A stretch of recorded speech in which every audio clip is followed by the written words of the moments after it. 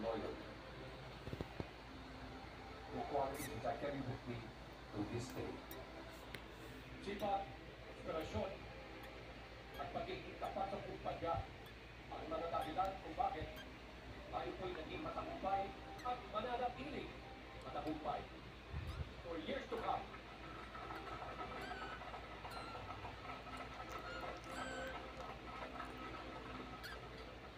Salamat kayo pasalamatan for taking care of the company to make my family good. And because of that, yung po ay tatanggap ng malaki-laking